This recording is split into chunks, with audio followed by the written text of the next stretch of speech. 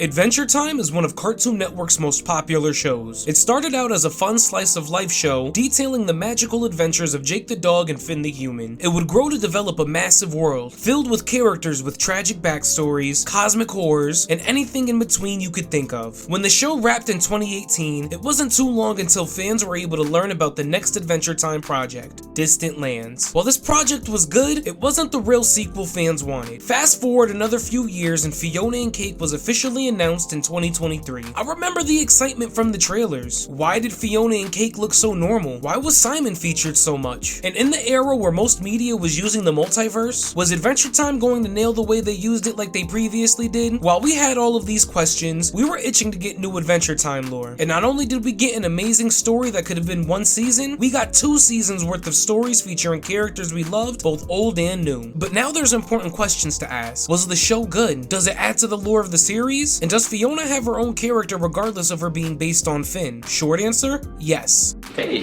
that's pretty good. But why did Fionna and Cake work as well as it did? That's what we're gonna look at today. What's good, everyone? It's your boy Romello. Now that season 2 of Fionna and Cake wrapped up, I think it's time to take a good look at the show to see how it holds up to the original and to see if it does it justice. We won't be completely analyzing the plot or every character, just the major beats. I assume you know a bit of the story if you're watching this, but you won't be too spoiled if you haven't seen it at all. So that's how we'll tackle this review. But to do so, we need to take a detour and talk about Adventure Time, Distant Lands.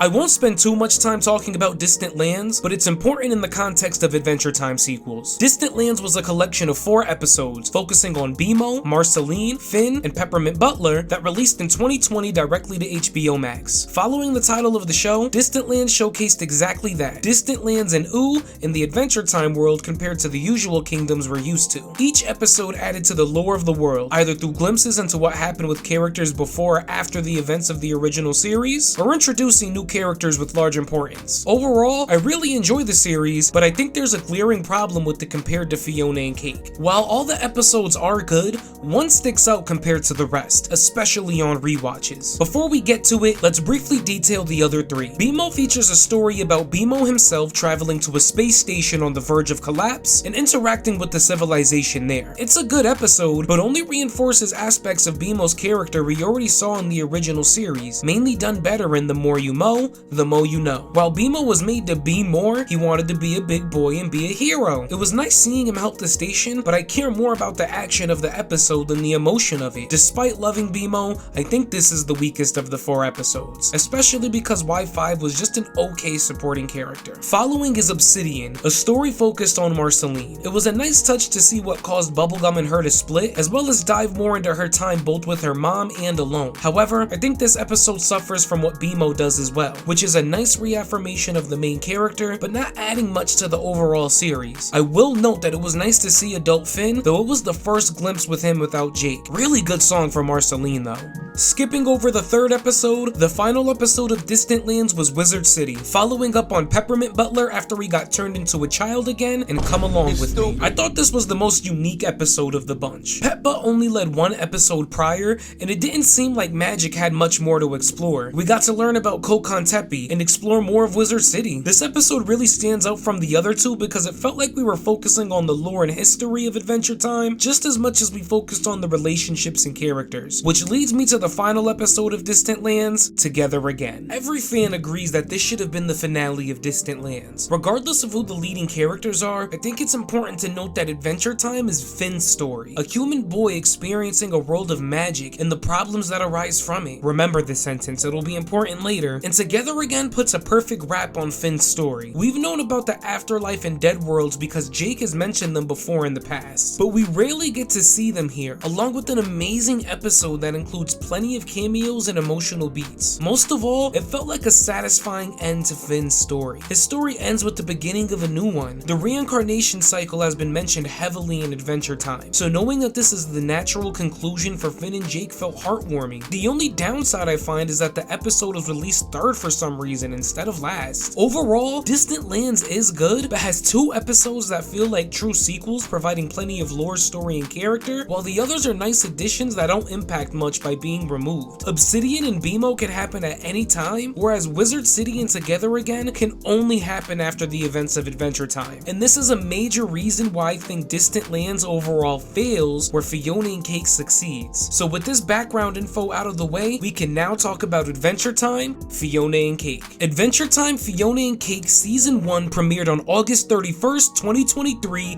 on HBO Max. Using a weekly release schedule, the season had a slow start to really establish the major players of this season, being Fionna, Cake, Simon, Prismo, and Scarab. We're introduced to Fionna Campbell, a character looking for a larger purpose and sense of adventure in a seemingly normal world. And that sentence really helps establish how Fionna and Cake would go on to separate itself as a series. They are in a normal world. More so, the world in which Fionna and Cake lives in exists within the cured Ice King, Simon Petrikov's head. Prismo the Wishmaster, who we know uses wishes to create alternate realities, created the universe himself, which he knew wasn't allowed and can get him in trouble with other gods. He decided to hide the world inside Ice King's head, which is why Ice King believed he created them himself. When he lost his power and come along with me when he was swallowed by Gulb, so too did Fiona's world. The conflict of the show comes from Simon wanting to find Betty again, accidentally opening a portal for Fiona's world through his head, and the problems that come from when their worlds cross over. The main antagonist of the season is Scarab, the God Auditor, who seeks to take Prismo's job by proving him to be a fraud. Scarab hunts down Fionna, Cake, and Simon as they travel the multiverse, searching for another crown for Simon to put on, which would turn him into the Ice King, but seemingly return the magic to Fionna and Cake's world. While the main conflict revolves around each character safely returning home, the other large conflict surrounds their personal thoughts and journeys around purpose. Fionna, Cake, and Simon all yearn for something they believe is missing, whether purpose or Betty. In the end, going through their experiences on this travel teaches them what they truly needed and results in their universe being officially made canon by Betty Gulb. While the season started off slow, we ended up getting one of the best multiverse stories in recent fiction, an amazing original story about Fionna and Cake, and even more amazing world building and lore drops. All things I believe are elements of an amazing sequel. Yes, we had a side cast featuring the likes of Finn, Gary, Marshall, and others, but I think it was a smart idea for the season to explore the variants of characters we already knew. We already knew Bubblegum and saw enough of Gary to see the similarities and differences between them, but we never explored a fully realized vampiric Marceline and a rebel leader Bubblegum, or an Ice King who found out how to send his madness elsewhere, or the Lich who actually wished for a universe to be in ruin. But even better than this, we got to see Fionna become a fully realized character, not just a version of Finn. On the outside, it looks like Simon is the lead of the story, but Simon's story couldn't have been accomplished without Fionna and Cake. Adding to that, Fiona's story is pushed forward because of her connection to Simon,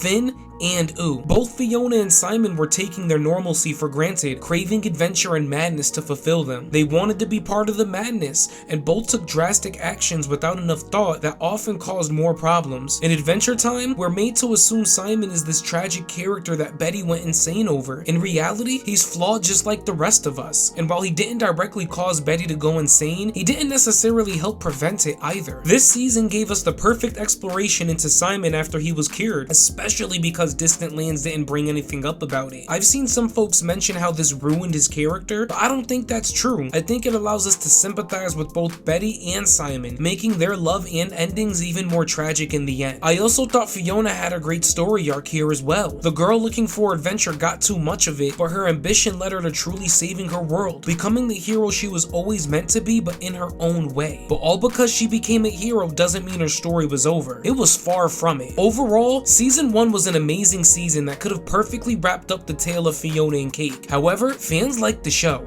We liked it a lot, so much that it was greenlit for a second season, and none of us knew what we would be in store for next time. So to wrap up season 1, I would give it an 8.5 out of 10. A solid season with a slow start, but consistent highs once we got the ball rolling. Cake was kind of just here, going through similar motions Fionna did, but she didn't feel like a true lead, which is why it got a few points down. But with all that said, we can now move on to season 2. Season 2 of Fionna and Cake premiered on October 23rd, 2025 on HBO Max. After the great response to season 1, this season promised to feature more of the original many of us grew up with, focusing on Fionna, Huntress Wizard, and Finn. But what was season 2 really gonna be about? Let's get into it. Season 2 picks up immediately after season 1. Fionna and Cake are heroes, and you could tell the newfound status is affecting Fionna, almost like it's a title she's supposed to be living towards but failing at. And that's what drives the central conflict of the season. After Finn took Simon to the heart of the forest in season 1, he was injured, inevitably putting him into a coma-like state, slowly croaking. Huntress decides she has to help him by herself, as green magic should be secretive and protected. This causes her to eventually travel through the green and ending up in Fionna's world. On top of that, Queenie, in the spirit of the King of Ooh, claims property used by Fionna, Gary, and Marshall, causing them to need to raise money to buy it back. Mixed with this, Fionna has to deal with their romantic life, specifically around DJ Flame, Hunter, and Fennel. Being an Adventure Time and regular show fan,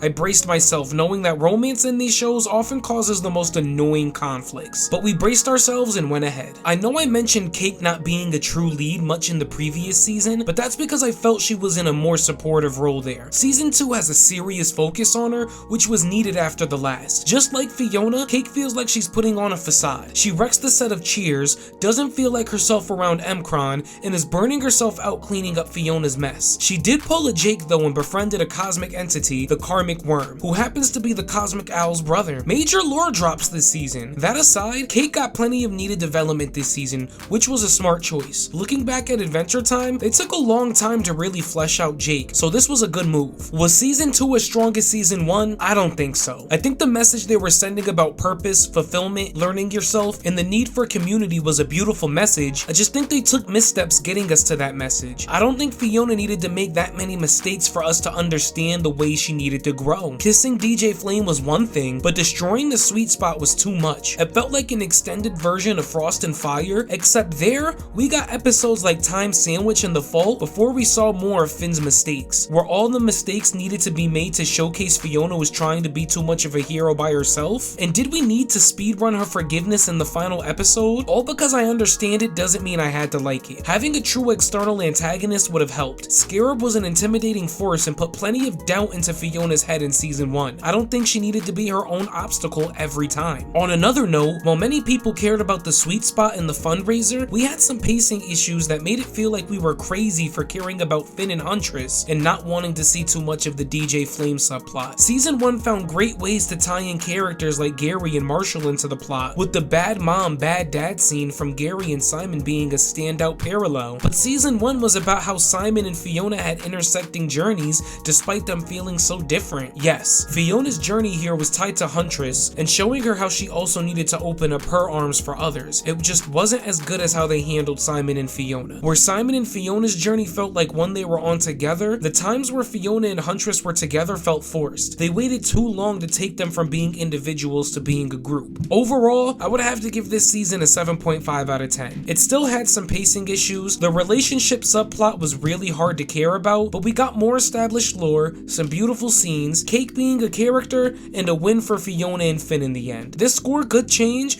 but for now, it's a decent follow-up to the series after season 1. While I said Adventure Time was a story about Finn and his experiences in Ooh, and I think this is still important, this series has a different approach. While Adventure Time focuses on how Finn explores and learns Ooh, Fionna and Cake emphasizes the connections to Ooh and how those same connections emphasize difference in Fionna World. And I think this is how it should continue to be done. Fionna and Fionna World should be used to examine characters under a new light. Fionna World is a place to remind us of the humanity in the magical characters, that we can feel the sadness and madness of Simon or Betty, and that we can isolate and hide emotion like Huntress. Yes, I think Fiona's journey in season 1 was better than season 2, but I still appreciate both of them. For future seasons, I do hope they utilize a style closer to season 1 though. Overall, Fionna and Cake is a valid sequel to Adventure Time, and hits the mark better than Distant Lands. We get major lore drops, characters old and new, and justified stakes that invest us into the story. While Fionna and Cake have their own stories to tell, those stories need to be connected to Ooh in some capacity. And fact, I'm hoping more of Adventure Time's future can be explained because of Fionna and Cake. There's still mysteries like what happened to the humans or Candy Kingdom 1,000 years later, or how did Gibbon get one of the Ice Thing's jewels and take over the Pup Kingdom? And with the post-credits of Hunson Abadare popping up on Marshall Lee, what's next for the story? My prediction? The next season will focus on Marshall, Marceline, Hunson,